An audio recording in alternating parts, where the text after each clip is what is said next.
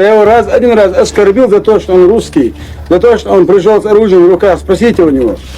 Я хочу, чтобы он вернулся к родителям и рассказал всю правду об этой страшной бесчеловечной войне. Понимаете? Чтобы он рассказал правду дома там.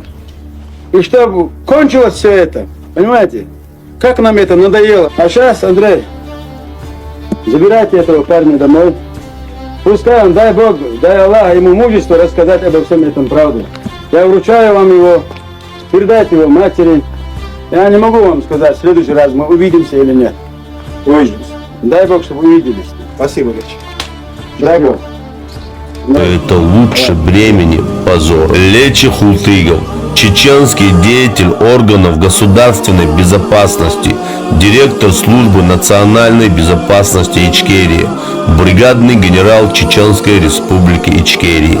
Да будет доволен тобою Аллах, а мы будем помнить тебя вечно.